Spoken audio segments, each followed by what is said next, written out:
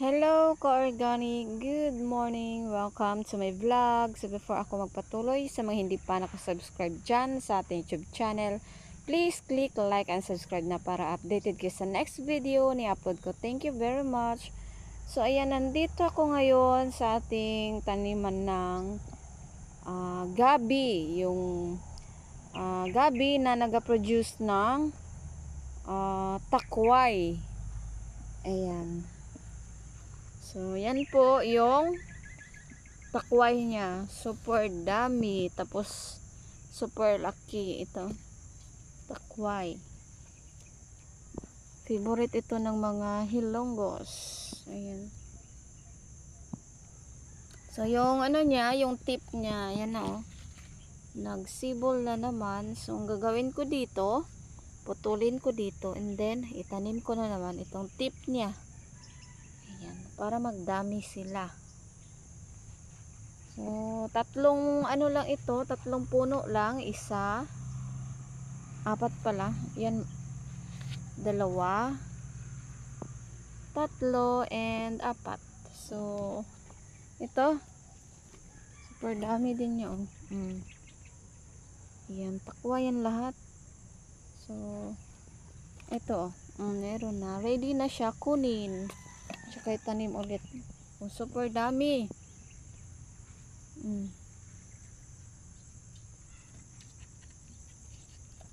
Ayan. Yan lang siya. Tapos meron pa. Ito yung pinakamaliit. Tingnan nyo. Maraming ano din oh.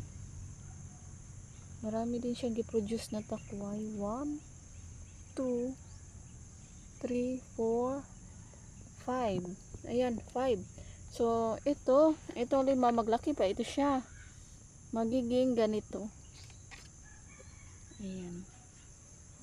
Super dami. So, libre ang ulam natin for breakfast. I-adobo ko ito siya. Good morning! Go organic! May naturally or organically grown gabi. Intended for ano lang ito siya. Yung ano talaga niya, yung characteristics niya, na ano siya, kanang lumalaki siya. Tapos yung purpose niya lang talaga is ito, yung mag-produce ng takway according dun sa nagbigay nito sa akin.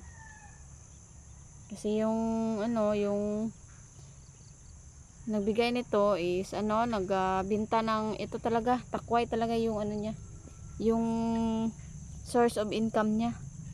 Super dami ng takway niya doon sa farm niya. Kasi yun, binigyan niya ako, tinanim ko, tapos ito na, super dami na. So yun lang muna. Go organic takway.